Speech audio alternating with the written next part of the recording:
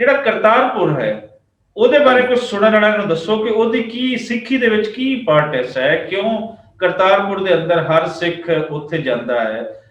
ਜਿਹੜਾ ਬਾਬਾ ਗੁਰੂ ਨਾਨਕ ਦੀ ਕੁਝ ਸੁਣਿਆ ਕਿ ਲਾਈਫ ਦੇ ਕੁਝ ਆਖਰੀ ਸਾਲ ਕਰਤਾਰਪੁਰ ਗੁਜ਼ਰਦੇ ਨੇ, ਕੁਝ ਜਿਹੜੀਆਂ ਉਹਨਾਂ ਦੀਆਂ ਕੁਝ ਟੀਚਿੰਗਸ ਨੇ ਉਹ ਕਰਤਾਰਪੁਰ ਬੈਠ ਕੇ ਦਿੰਦੇ ਨੇ। ਕਰਤਾਰਪੁਰ ਦੇ ਅੰਦਰ ਕਿਹੜੇ ਕਿਹੜੇ ਲੋਕਾਂ ਦੇ ਨਾਲ ਉਹਨਾਂ ਦੀ ਮੁਲਾਕਾਤ ਹੁੰਦੀ ਹੈ, ਕੀ ਦੱਸ ਕੇ ਤੇ ਅਗਲੇ ਜਹਾਨ ਟੁਰ ਜਾਂਦੇ ਨੇ, ਔਰ ਉਹਨਾਂ ਦੇ ਦੱਸੇ ਹੋਏ ਨੂੰ ਅੱਜ ਜਿਹੜੇ ਦੁਨੀਆ ਭਰ ਦਾ ਸਿੱਖ ਹੈ ਉਹਨਾਂ ਨੂੰ ਮੰਨਦਾ ਹੈ ਔਰ ਉਹਨਾਂ ਦੀ ਰਾਹਾਂ ਤੇ ਚੱਲਦਾ ਹੈ। ਕੋਈ ਕਰਤਾਰਪੁਰ ਦੇ ਬਾਰੇ ਦੱਸੋ।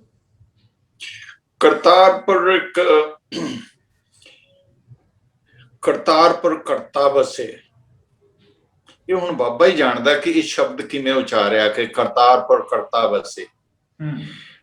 ਰੱਬ ਅਗਰ ਉੱਥੇ ਬਸਦਾ ਸੀ, ਮੱਕੇ ਮਦੀਨੇ ਵਾਲੀ ਗੱਲ ਹੋ ਗਈ ਹੈ।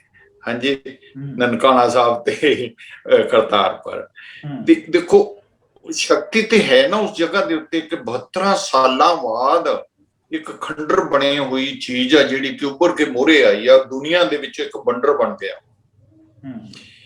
ਮੈਨੂੰ ਯਾਦ ਆ ਕਿ ਮੀਆਂ ਸਾਹਿਬ ਸਦਰ ਸੀਗੇ ਆਪਣੇ, ਮੈਨੂੰ ਨਾਮ ਭੁੱਲ ਗਿਆ, ਨਵਾਜ਼ ਸ਼ਰੀਫ। ਹਾਂਜੀ, ਨਵਾਜ਼ ਸ਼ਰੀਫ ਨੇ ਨਾਰਾ ਲਾਇਆ ਸੀ ਕਿ ਨਨਕਾਣਾ ਸਾਹਿਬ ਨੂੰ ਮੈਂ ਵੰਡਰ ਬਣਾਉਣਾ ਚਾਹੁੰਦਾ, ਦੁਨੀਆ ਦਾ ਵੰਡਰ ਹੋਵੇ ਤੇ ਲੋਕ ਆ ਕੇ ਦੇਖਣ ਇੱਥੇ ਨੂੰ। ਉਹ ਨਹੀਂ ਬਣਿਆ ਤੇ ਕਰਤਾਰਪੁਰ ਸਾਹਿਬ ਬਣ ਗਿਆ। ਕਿਉਂ ਕਰਤਾਰਪੁਰ ਸਾਹਿਬ ਜਿਹੜੀ ਜ਼ਮੀਨ ਵੀ ਸੀ ਨਾ ਬਾਬਾ ਜੀ ਦੀ, ਉਹਦਾ ਪਿੱਛਾ ਕਿਸੇ ਨੇ ਕੀਤਾ ਨਹੀਂ। ਇਹ ਹਿਸਟਰੀਆਂ ਹੈਗੀਆਂ ਬਹੁਤ ਡੂੰਘੀਆਂ। ਕੋਈ ਟ੍ਰੀਟੀ ਸਾਈਨ ਕੋਈ ਨਹੀਂ ਹੋਈ ਜੀ 47 ਦੇ ਵਿੱਚ ਜਦੋਂ ਵੰਡ ਹੋਈ ਨਾ, ਟ੍ਰੀਟੀ ਸਾਈਨ ਨਹੀਂ ਹੋਈ। ਟ੍ਰੀਟੀ ਸਾਈਨ ਜਿਹੜੇ ਆ 1-2 ਲਾਈਨਾਂ ਦੇ ਵਿੱਚ ਆ ਕਿ ਸਿੱਖ ਆ ਜਿਹੜੇ ਆਪਣੇ ਗੁਰਦੁਆਰਿਆਂ ਦੇ ਆਉਣ ਦਰਸ਼ਨ ਕਰਕੇ ਜਾ ਸਕਦੇ ਆ। ਉਹ 50 ਸਾਲ ਸ਼੍ਰੋਮਣੀ ਕਮੇਟੀ ਇੱਥੋਂ ਚੜਾਵਾ ਚੁੱਕ ਕੇ ਲੈ ਕੇ ਜਾਂਦੀ ਰਹੀ। 98 ਦੇ ਵਿੱਚ ਆ ਕੇ ਮੈਂ ਸੀ, ਇੱਕ ਆਦਮੀ ਹੋਰ ਸੀਗਾ ਤੇ ਅਸੀਂ ਆਵਾਜ਼ਾਂ ਬੁਲੰਦ ਕੀਤੀਆਂ ਕਿ ਹੁਣ ਅਸੀਂ ਚੜਾਵਾ ਨਹੀਂ ਚੁੱਕਣ ਦੇਵਾਂਗੇ, ਗੁਰਦੁਆਰਿਆਂ ਦੀ ਹਾਲਾਤ ਬਹੁਤ ਖਰਾਬ ਆ, ਇਹ ਪਾਕਿਸਤਾਨ ਦੇ ਸਿੱਖਾਂ ਨੂੰ ਦਿੱਤੀ ਜਾਵੇ। ਮੁਸ਼ਰਫ ਸਾਹਿਬ ਨੇ ਬੈਠ ਕੇ 7-8 ਸਿੱਖ ਗਏ, ਉਹਨਾਂ ਨਾਲ ਗੱਲਬਾਤ ਕੀਤੀ ਤੇ ਚਾਬੀਆਂ ਦੇ ਦਿੱਤੀਆਂ। ਉਸ ਤੋਂ ਬਾਅਦ ਜਿਹੜੇ ਢਾਇਓ ਗੁਰਦੁਆਰੇ ਸੀ ਜਿਨ੍ਹਾਂ ਦੀਆਂ ਹਾਲਾਤਾਂ ਬਹੁਤ ਖਰਾਬ ਸੀਗੀਆਂ, ਪਾਕਿਸਤਾਨ ਗੌਰਮੈਂਟ ਨੇ ਉਹਨਾਂ ਨੂੰ ਠੀਕ ਕੀਤਾ। ਇਹੋ ਜਿਹੀਆਂ ਚੀਜ਼ਾਂ ਵੀ ਸੀਗੀਆਂ, ਜਿਵੇਂ ਬਾਬੇ ਦੀ ਬੇਰ ਸਿਆਲਕੋਟ ਦੇ ਵਿੱਚ ਆ, ਬਹੁਤ ਹਾਲਾਤ ਖਰਾਬ ਸੀ। ਹੋਰ ਬੜੇ ਸਥਾਨ ਸੀਗੇ ਤੇ ਕਰਤਾਰਪੁਰ ਦਾ ਤਾਂ ਮਤਲਬ ਨਾਂ ਹੀ ਨਹੀਂ ਜਾਣਦਾ ਕੋਈ। ਕਰਤਾਰਪੁਰ ਦੇ ਨਾਲ ਬਹੁਤ ਸਾਰੀ ਹਿਸਟਰੀ ਜੁੜੀ ਹੋਈ ਹੈ। ਸਾਡੇ ਦੂਸਰੇ ਗੁਰੂ ਨੂੰ ਗੁਰਗੱਦੀ ਉੱਥੇ ਮਿਲਦੀ ਆ, ਸਿੱਧਾਂ ਦੇ ਨਾਲ ਗੋਸ਼ਟੀ ਉੱਥੇ ਹੋ ਰਹੀ ਆ ਗੁਰੂ ਨਾਨਕ ਦੇਵ ਜੀ ਦੀ। ਮਤਲਬ ਉਹ ਟਿੱਲਾ ਜਿਹੜਾ ਹੈਗਾ ਜੇਹਲਮ ਦੇ ਕੋਲ, ਜੋਗੀਆਂ ਟਿੱਲਾ ਜੋਗੀਆਂ, ਉੱਥੇ ਸਿੱਧ ਹੁੰਦੇ ਸੀ ਬੈਠੇ, ਉਹਨਾਂ ਨੂੰ ਅਸੀਂ ਸਿੱਧ ਕਹਿੰਦੇ ਆ।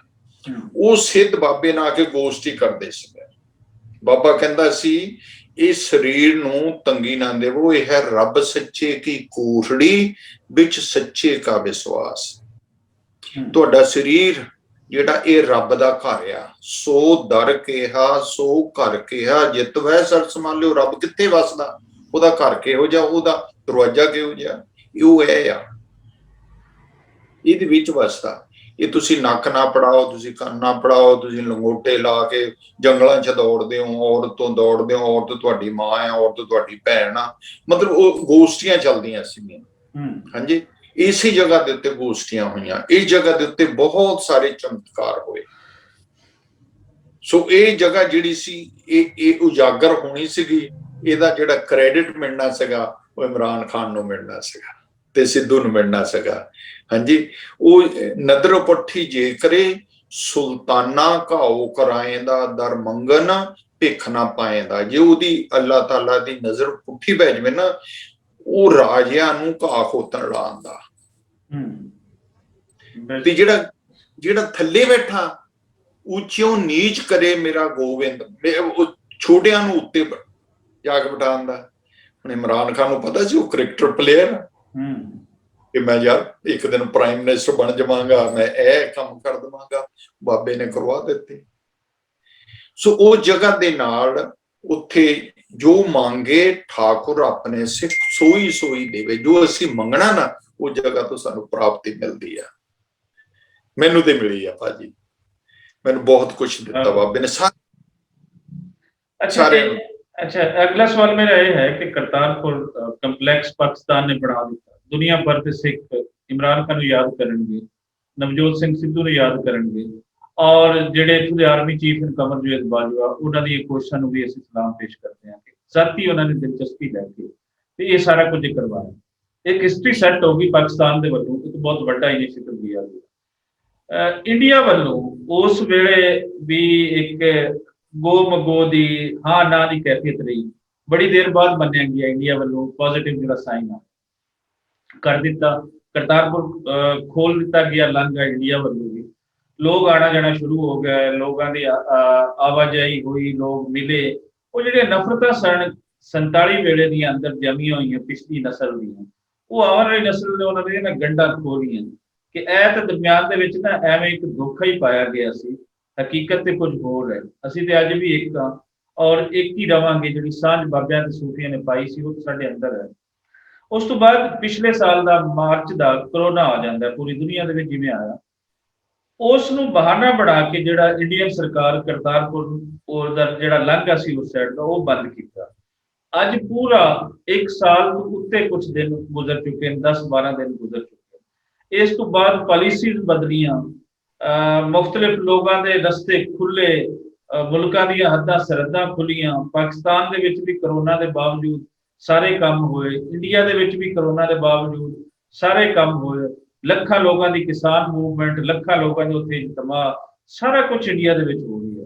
ਲੇਕਿਨ ਕਿਆ ਕਰੋਨਾ ਜਿਹੜਾ ਸੀ ਉਹ ਸਿਰਫ ਕਰਤਾਰਪੁਰ ਨੂੰ ਹੀ ਵੜ ਕੇ ਬੈਠਾ ਹੋਇਆ ਕਿ ਜਿੱਥੇ ਉਹ ਸਾਰੇ ਰਾਹ ਬੰਦ ਕਰ ਦਿੱਤੇ, ਜਿਹੜਾ ਇੱਕ ਅਮਨ ਦਾ ਰਸਤਾ ਖੋਲਿਆ ਸੀ ਪਾਕਿਸਤਾਨ ਵੱਲੋਂ, ਤੁਹਾਡੇ ਜੇ ਦੋਸਤਾਂ ਦੀ ਕੋਸ਼ਿਸ਼ਾਂ ਉਹਦੇ ਵਿੱਚ ਸ਼ਾਮਲ ਸੀ। ਇਸ ਨੂੰ ਤੁਸੀਂ ਬਾਹਰ ਬੈਠੇ ਹੋ ਲੋਕ ਕਿਵੇਂ ਦੇਖਦੇ ਹੋ ਕਿ ਇਹਦੇ ਪਿੱਛੇ ਕੀ ਜ਼ੇਰ ਕੀ ਹੈ ਇਸ ਨੂੰ ਦੁਬਾਰਾ ਤੋਂ ਬੰਦ ਕਰਨ ਦਾ?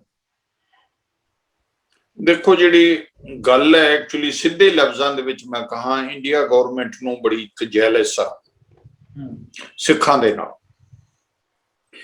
ਉਹ ਜੈਲਸ ਕਰਕੇ ਹੁਣ ਗੱਲ ਕੋਈ ਨਹੀਂ, ਪਾਕਿਸਤਾਨ ਦੇ ਨਾਲ ਕੋਈ ਗੱਲਬਾਤ ਨਹੀਂ ਹੈਗੀ, ਇੱਕ ਸਿੱਖਾਂ ਦੇ ਨਾਲ ਜੈਲਸ ਹੋਣ ਕਰਕੇ ਉਹ ਰਸਤੇ ਉਹਨ ਬੰਦ ਕੀਤੇ ਹੋਆ। ਔਰ ਕੋਰੋਨਾ ਦਾ ਜਿਹੜਾ ਉਹ ਬਹਾਨਾ ਆ।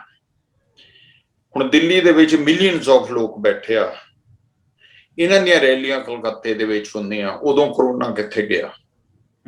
ਇੱਕ ਬਹਾਨਾ ਆ, ਕਿਉਂਕਿ ਸਿੱਖ ਕੌਮ ਆ ਜਿਹੜੀ ਉਹ ਬਹੁਤ ਛੇਤੀ ਦੁਨੀਆ ਦੇ ਵਿੱਚੋਂ ਸਭ ਤੋਂ ਛੋਟਾ ਮਜ਼ਹਬ ਹੋਣ ਕਰਕੇ, ਸਭ ਤੋਂ ਛੋਟੇ ਅਸੀਂ ਗਿਣਤੀ ਦੇ ਵਿੱਚ ਆ, ਅਸੀਂ ਦੁਨੀਆ ਦੇ ਵਿੱਚ ਪੰਜਾਬੀ ਫੈਲਾ ਦਿੱਤੀ।